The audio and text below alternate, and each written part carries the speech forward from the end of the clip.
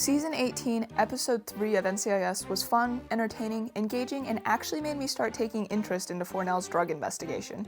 And it's got Biff from Back to the Future. What more do you want in an NCIS episode, right? I mean, at the rate they're going, there's gotta be a Back to the Future themed episode soon. Anyway, this episode opens on a lady calling her cat and finding a dead guy whose intestines are literally pouring out of his gut. I find that real nasty, but my real thought was, if this cat is gonna die, I'm turning the TV off right now. But the cat was totally fine. This expectation subversion was much appreciated. The cat was totally fine, and I'm gonna pretend like he wasn't hanging out with a dead dude.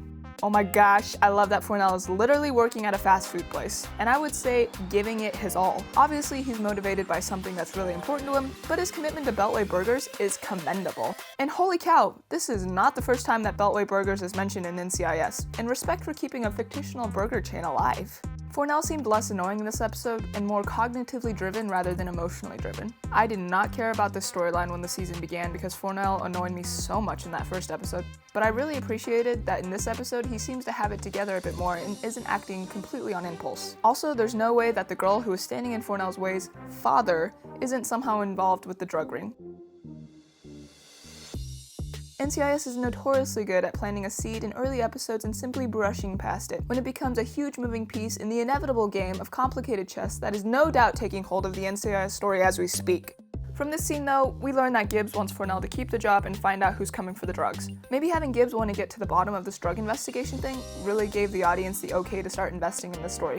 At least that's what it felt like for me. Moving on, this episode takes place right after the last episode. McGee and Bishop are both suffering from hangovers, and Torres is suffering from food poisoning. This was a comedic joke throughout and made me chuckle at times. Sloan! People! Maria Bello's character Sloan is leaving NCIS. Maria Bello just posted on her Insta that they just wrapped on her character, as well as what an amazing group of people the NCIS crew is. Anytime that a character that's included in the beginning title sequence is leaving the show is a big thing. Will she get killed off? Will she fall in love with Gibbs but not be able to stay and has to leave the whole show? I've seen that before, I don't want to see that again. Will she be reunited with her daughter?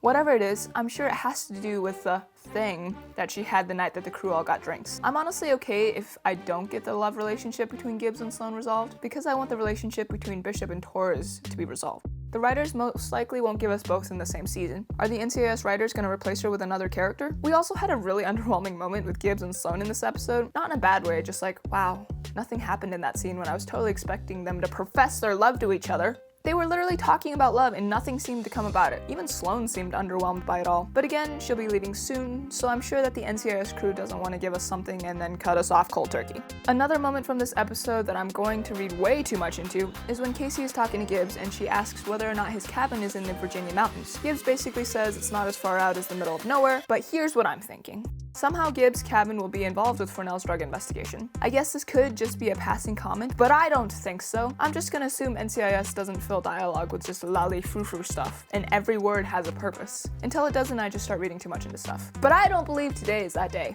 Fornell actually finds something in the freezer, and he uses a key that has that mysterious horsehead logo. This reinforced that Fornell is not crazy, and his theory is actually resulting in something. Again, logical Fornell rather than completely irrational and emotionally driven Fornell was much more engaging for me to watch. We're getting to see his calculations actually pay off, and it's rewarding for the audience just as much as it is for Fornell, because it makes the audience feel good for investing in Fornell's character. Unless you're like me and wrote Fornell's character off in the first episode, and am now starting to actually like his character.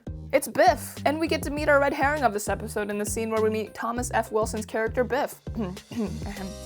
I mean Angus. I was really hoping the daughter wasn't the actual killer because we've seen that so many times. The child always wants the money. When we first meet her though, she's telling her father to just give it up and tell NCIS where the treasure is. Like she's not gonna go get the treasure herself and run away with a ton of money. But I do love that she actually wants to spend time with her father. It was kind of refreshing. Something I really want to note in the scene that we meet Angus DeMint is his complete 180-degree personality change throughout the scene. It happens in a matter of minutes.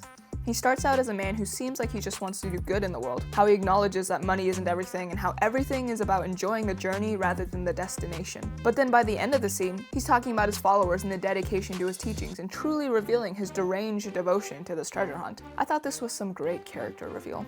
Merryweather! What does this mean? And oh my gosh, the cliffhanger at the end of this episode. Fornell is gone. The reveal of the actual killer was great. The whole phone call in the interrogation room and how it came about, I couldn't tell what was planned and what was expected. I also couldn't tell if Gibbs had planned this just to get the coordinates out of Angus, or if the daughter was just playing along and she just wanted the coordinates. And not letting the audience see more than what the characters were seeing was fantastic. I was honestly kind of shocked when it was actually Xander. I love that Angus even calls him out on his name, and the dude doesn't accept or deny the identity claim, because it was Simon. That's right, the guy that you probably didn't even see for more than 2 seconds. Looking back on the scene when Mickey and Torres met him, it's great how he totally deflects the situation from himself. Is this about that fight? Wink, wink. Diverting attention from himself to other people, and that's right, I totally fell for it. I really should have noticed it. I knew the 2 characters that the dead guy was hanging out with were red herrings, but at this point I suspected the daughter, and not that random Simon dude. The Morse code said duck. This was supposed to be a super triumphant moment where the daughter ends up being saved by the one thing she hated the most, puzzles, but then she said the word duck, and all I could see was a duck.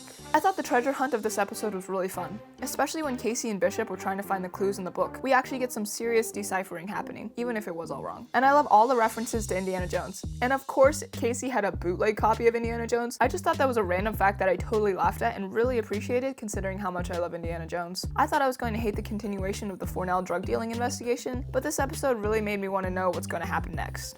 And I sincerely hope that you have a beltway day.